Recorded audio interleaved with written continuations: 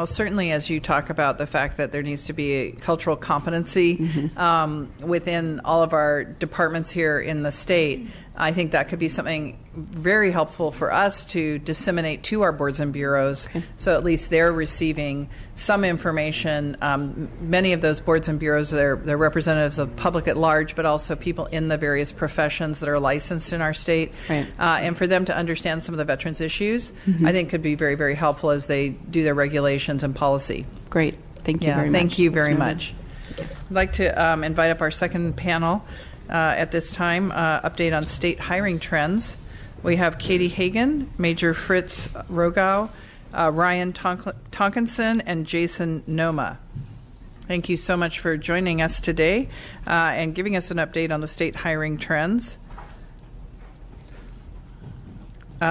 We do have some time constraints as we have several more panels to get through, but this is going to be the entertaining portion of the morning because we're going to actually get a video or two from Starbucks and Tesla Motors. We'll start with you, Katie. Thank you so much for being here. Thank you. Good morning, everyone. My name is Katie Hagan. I'm the Deputy Director of Operations at CalHR.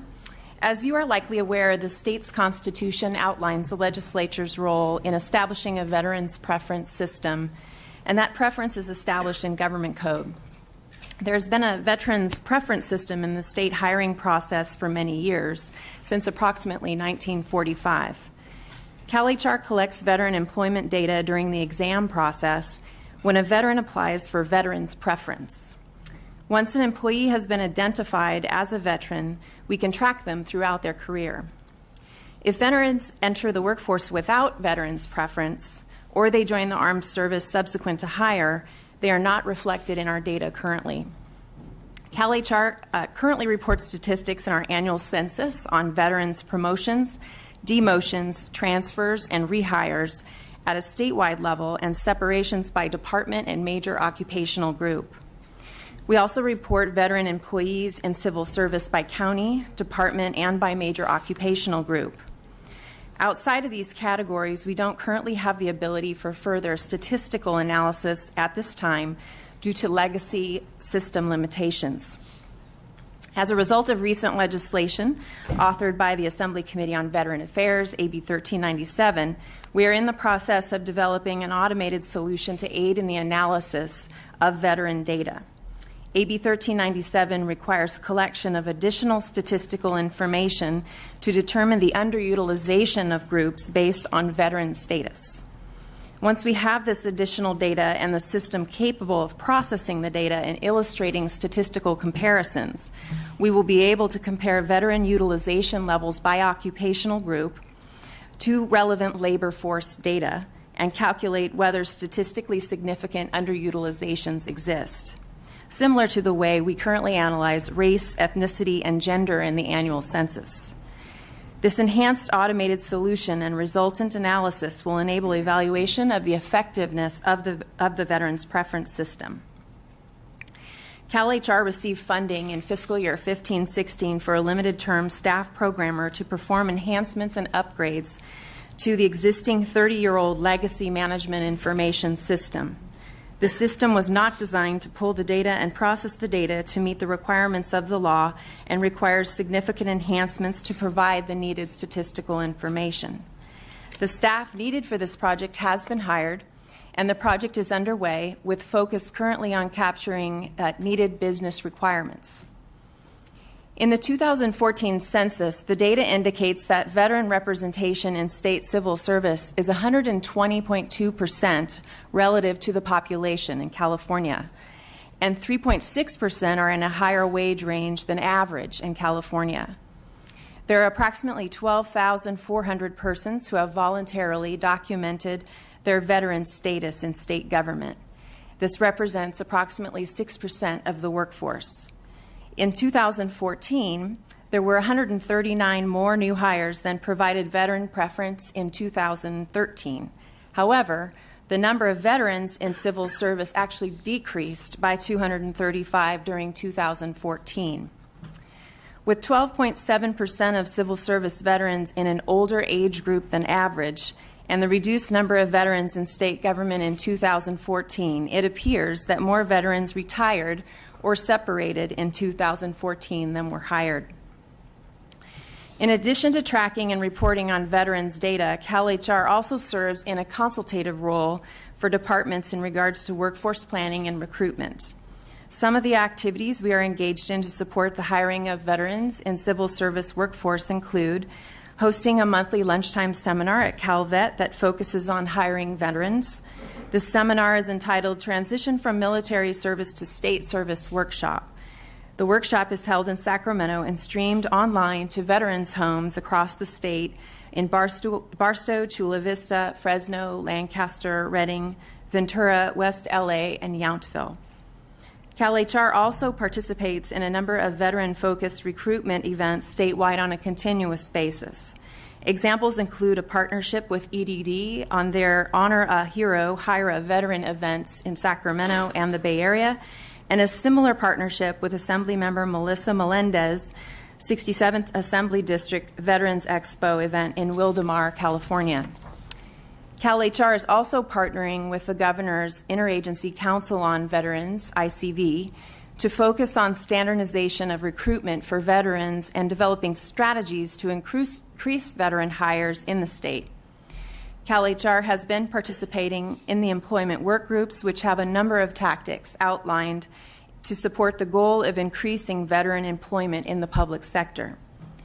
You're likely familiar with the Governor's Civil Service Improvement Effort, which is a collaborative effort to improve California state government's human resource process. As a part of civil service improvement, there are two work groups with veteran employment intersects, one for targeted recruitment and the other for establishing internships. Both work groups are focused on identifying best practice strategies to recruit and retain veterans and will be documented in a statewide CalHR recruitment manual for departments to use and incorporate into their own department-specific workforce plans. One example of a best practice recruitment strategy that will be highlighted in the statewide recruitment manual is the Vocational Rehabilitation and Employment Program. This federal work experience program is intended to provide veterans an opportunity to gain experience to qualify for employment positions. This internship program was developed to assist veterans with 20% or more service-connected disabilities prepare for, find, and keep suitable jobs. CalVet and EDD in Southern California are already using this program to hire veterans and serving in a leadership role. To conclude my remarks, the state of California has several initiatives underway that we believe will provide us with needed data to better equip departments to understand their current workforce demographics as it relates to veterans and provide them with the tools and guidance needed to target this highly skilled and desirable workforce. Thank you. I'd be happy to take any questions you might have now or at the conclusion of the panel. Thank you very much. I do have a few questions. Obviously, we can't really see what the results of these programs are because data tracking is not in place. What is the timeline on that? As I mentioned, we received funding just this fiscal year, so we've had someone on board beginning the business requirements process. It's a 2-year limited term. We anticipate that within that 2-year period, we will complete the system. And then my expectation is the following census period would reflect that new data. Okay. And then is there, you mentioned some outreach, but basically the main thing the state of California has done is the preference system. Can we do more proactively to recruit veterans? Oh, absolutely. I just gave a few examples in light of the time. There are fabulous recruitment efforts going on around the state. Departments, of course, hire throughout the state of California. Corrections, for example, has for many years targeted the veteran community to consider a career in peace officer, become a correctional officer, or even in the healthcare ranks. I actually worked for corrections a decade ago and was involved in a really great recruitment effort that we called Operation Reciprocity.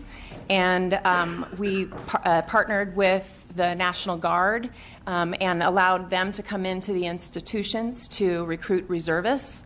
And in turn, they connected us to their exiting military personnel. So that's just one example of one department that actively engage in recruitment efforts targeting that population. In terms of CalHR's role, I think we're there for consultation.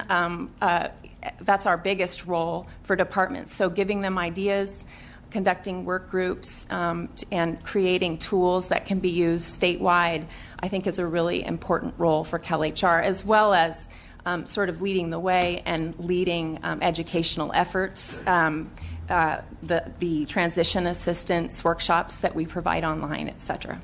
So certain departments have had official initiatives, but have we had an administrative initiative from the administration that overall we have an initiative to hire vets? Outside, in recent years, outside of the civil service improvement effort, I can't think of one, but as I mentioned, there are two work groups at least in the civil service improvement effort that are targeting veterans, creating tools that will help departments target veterans.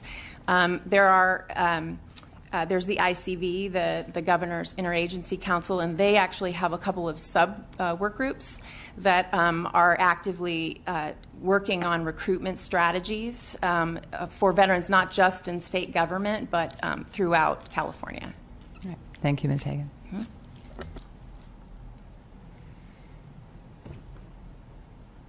Another question? Yes. Yes. There's a lot of talk on spending money on developing strategies, but how much is actually being spent on the advertisement on actually reaching out to our veterans? Your question is how much is being spent on advertising? Yes. I'm afraid I don't have that information. I can research that and get back to you. Are you speaking about CalHR specifically or departments statewide? Both, actually. Okay.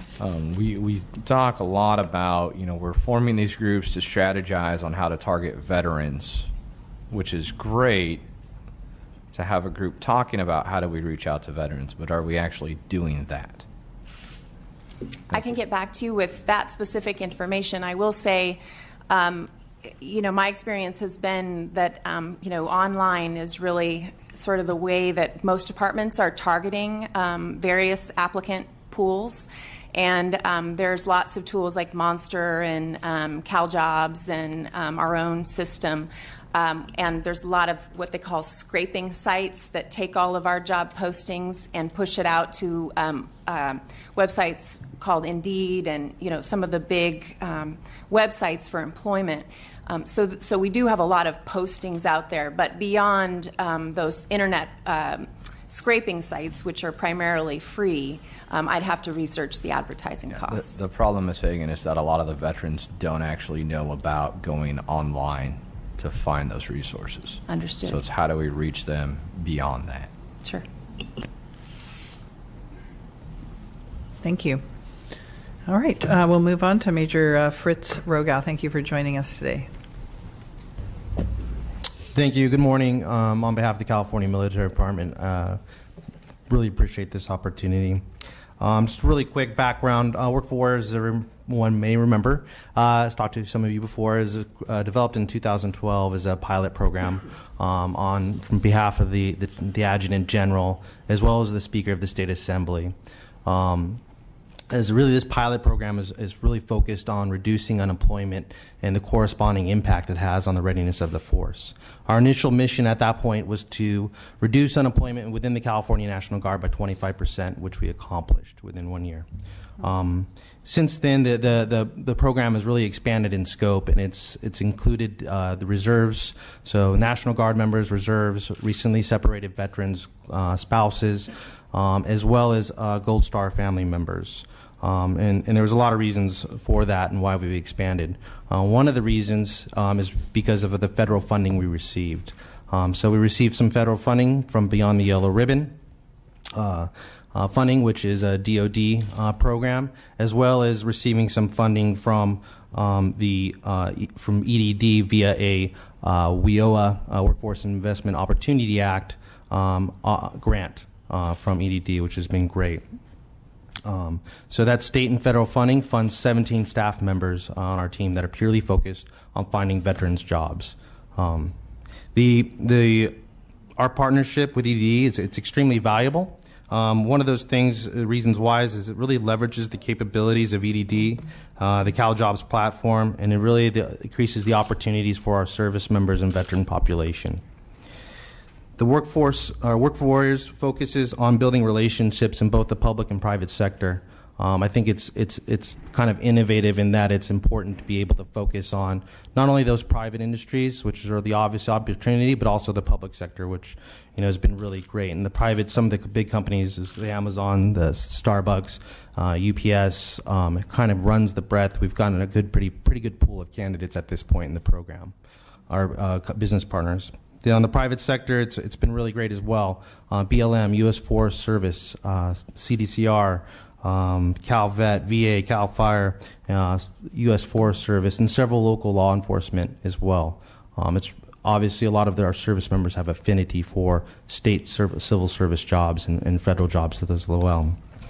We use a direct placement model, which is really great because it's a really hands-on approach that walks candidates through the entire process from tooth to tail, from that initial contact to resume writing to the job matching, the interview prep, and then the follow-up, which is absolutely key in being able to place our service members. The other thing that we do, I think, is relatively unique is we leverage those established relationships, not only again with those public and private sectors, but those relationships are what key in order for us to maintain a steady stream of jobs that our service members are actually interested in. So the other great thing about that direct placement model and that hands-on approach is it has accurate tracking metrics. So we know by name, by person, by business, by salary of where we placed our service members, which is key. The Work for Warriors, the other thing is we got to operate relatively efficiently and as inexpensive as possible. So we do leverage quite a bit of social media to get the word out, Facebook, Twitter, LinkedIn, YouTube. Some of those are beneficial for us is because we have a very minimal advertising budget, and it's a great tool. And a lot of especially the younger generation tends to really prefer the social media piece as far as connecting and learning about the opportunities that we're pushing out to the candidates. We've been really successful as far as since the inception of the program to date. We've placed over 4,600 service members. So that's assisted in placement. So if we help service members out with their resumes, they get a job with a non-business partner, someone we're not working with. It's what we consider like an indirect placement, as well as our direct placements, which the ones we're the most proud of, and we placed our service members right with our business partner, and they hired them.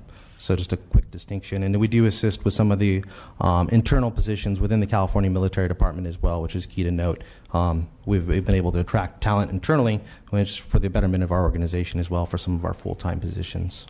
Another thing to note is since February of 2014, so the last 2 years, we've assisted in the placement of over 700 service members and veterans into state, federal, county, city positions.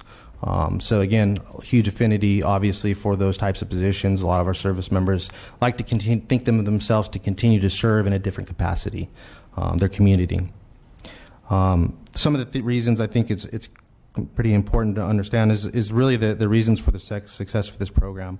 One, it's really strategic partnerships. One, with EDD, it's been a great opportunity to leverage our relationship with them and create more opportunities. Really, the talent pool that they bring and what we bring, it's been a pretty good marriage for us to create those opportunities for our service members.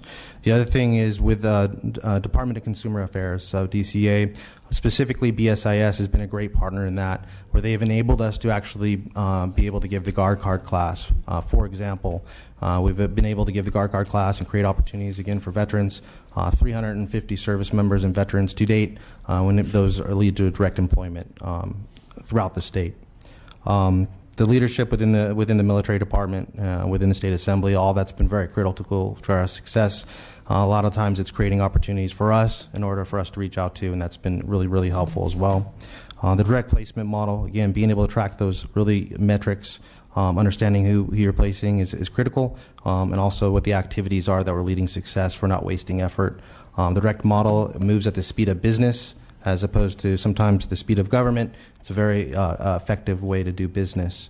The high quality of our service members, I can't really say enough that, a lot of our service members have deployed overseas to austere environments, using cutting edge technology, plus all the intangible skills we talk about, leadership, followership. It's always impressive. And, the technological capabilities of our service members, and, it's pretty amazing. They're part of the most advanced military the world's ever seen. And so when we place these service members with our business partners, they're always blown away, and they want us to send us more of just like the same. We send them a Sergeant Jones, and then, hey, please send us another. So those anecdotal stories it's great, but it's a fact, and I think we've got some pretty good statistics to point it out. That's kind of the close. I would just like to say thanks again for this opportunity. I really appreciate it. Pending your questions. Thank you. Thank you so very much. I just wanted to clarify for the public, the Bureau of Security and Investigative Services. People may not know the acronym. Yeah, absolutely. Sorry, ma'am. Yeah. But I think that's excellent. You said like roughly 300? 350, ma'am. Yeah, that's great. And I think when we look at the fact that there's 42 boards and bureaus in DCA, and then the thousands of professionals and they reach to throughout the state. It's an incredible network to have that connection for our veterans and to get the information out as well. Other questions by Mr. Hernandez? Thank you, Madam Chair, and thank you, Major Arago, for your service and your service to others as well, fellow veterans. My question is kind of a two-part. So in your relationship with the direct private sector, business partners, and government, when it comes to placement, what is the most prolific barrier when it comes to placement? When it's difficult to place, is there a kind of a common denominator? Is there a barrier that kind of stands out more so than any other? Yes, I think that the biggest thing, it's two parts of that, kind of two answers to that question, because you referenced the private sector. So for the private sector, one of the critical pieces, I think that they're the ones that do it really well, are really successful at it. They typically hire a prior service veteran so that they can actually understand and implement the process of when they're hiring veterans, and really kind of someone as a champion of veterans and someone that can help assist veterans as far as demilitarizing, kind of civilianizing their resumes, and being able to really advocate for veterans when they go in front of hiring managers. So they're ones that are kind of agents of change within those private sector. That's one of the critical pieces, I think, because a lot of times it's those service members not understanding the process. Process is really important when you talk about getting federal and state jobs. Getting a state job isn't always necessarily easy. There's a process, but the goal of it is to be extremely fair, so that they actually have to follow the process. But a lot of times it just takes coaching. So the one for state jobs and federal jobs, a lot of times it's just coaching them through the federal resume, how to go through the state process. Once they learn how to do that and they understand it, I think that a lot of them have been really, really successful. How to walk them through that process as far as getting their points for their veteran status. I think when you overcome some of those barriers, I think then we've had a lot of success too. So I get the sense you kind of answered it in reverse. So where there isn't those kinds of processes in place, placement is tougher? Yeah, absolutely. Okay. Absolutely. So when those private sectors don't have a champion, usually they just don't understand the fit. They don't understand the transition. Maybe they don't be able to speak that military language. And some of it is incumbent upon the veteran to be able to translate that resume, and that's kind of where Work for Warriors comes in. We assist them with that, but that's where the challenge is being able to have somebody that kind of walks them through that path. And then that's also on the flip side, it's being able to have somebody that's an advocate in the private sector. Companies that do it well have typically gone out and hired, and you'll see that. I think Tesla will probably tell you a little bit about that later. Great. Thank you very much. Absolutely. Thank you. Yes. Major, your program is phenomenal, and once we get veterans there, it's outstanding. But in your eyes, what can we do to improve it and improve getting veterans there? For me, I think the biggest opportunity is for a lot of these, a lot of our, what I call community organizations, but all of that is part of like state partnerships as well, and some of the agencies working together better. I think there's a lot of opportunities, and I thought it was great, bringing up a DCA, breaking those barriers down. I think that if there's more opportunities for us to, the different agencies to work together better, I think it will create a lot more opportunities and gain better momentum. And I think in the long run, it'd be a lot more sustainable as well. So even if we reduced it to a 0, I think even still it'd be sustainable going forward, which I think is key. It's not just a patch for the in the meantime, and it's also about being able to create that forward opportunity as well. So better coordination between the agencies. Absolutely, sir. All right, thank you. Thank you. We'll move on now to Ryan Tonkinson, Army Veteran and District Manager, U.S. Retail Operations for Starbucks. Thanks for joining us today. Thank you. Good morning, Chairman Bonilla, Hernandez, and Irwin, and members of the committee. My name is Ryan Tonkinson, and it's an honor to share with you today how Starbucks Coffee Company is supporting the successful transition of veterans. I'm from Oakley, California, and a District Manager for Starbucks Company. I've been with the company for 14 years. And I'm also the chair of the Starbucks Armed Forces Network, which officially launches in April, and also a member of Team Red, White, and Blue, which is a volunteer organization that connects veterans through social and athletic activities. Starbucks is a pretty widely recognized company, and we have a lot of things that we do great and a lot of things that we don't share that well. But one of the things that we've gotten better at over the years is our ability to storytell.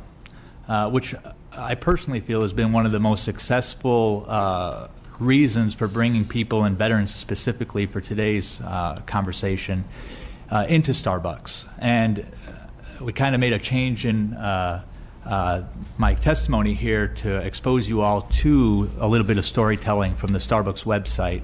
Mm-hmm. This video that you're about to see right now is kind of an up to now of where we're at from the words of the soldiers and the military spouses themselves. And I'll give some additional comments afterwards. Thank you. Thank you.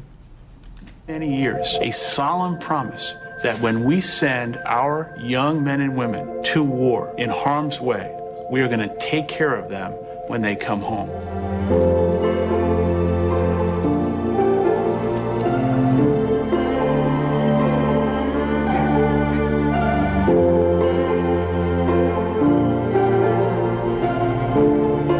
After all that time that I spent in the infantry, it was very daunting thinking about getting out and finding a career. I can't put on a resume that I can assault an enemy fortification or that I can lead a squad of 12 and take as much territory as I want and hold it for as long as I want.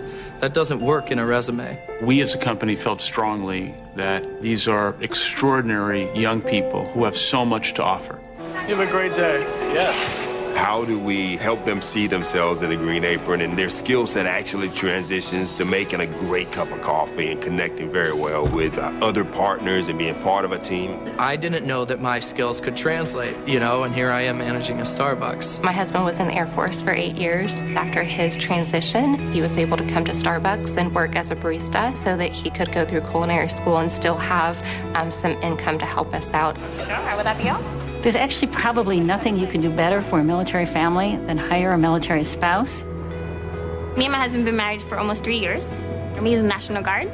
When you go to work, you want to feel sort of a personal connection to what you're doing, and I feel like these aprons definitely do that for me. Being married to a military member that gives back to their country every day, to have that recognized, that makes me feel really special to be a part of that. The numbers don't tell the story. The story is the unbelievable heart, conscience, integrity, leadership skills of the people that we have been fortunate enough to bring into our company. I don't think it's just about hiring 10,000 veterans and checking off a number and saying, hey, we're done. I think it's about working together to help bridge the gap in the military community and the civilian community. We can't just focus on what happens in the store. We reach out and take care of our community just like they come in and take care of us. So it is personal for me to do what's right for the country, and in this case specifically to do what's right for veterans and their families. We are a better company the last 2 years and going forward by having veterans and their families be part of the Starbucks culture. This is a mini celebration for all the things you do for the company and all the things that you and your family have done and sacrificed for the country. When I saw that wall today, and my name's there, right, for roll call, it was definitely humbling. It just yells thank you. And at the end of the day, when you serve, that's all you want. In all my travels to the bases and all the people I've met, there is a common statement I kept hearing. I was just doing my job, and I would do it again.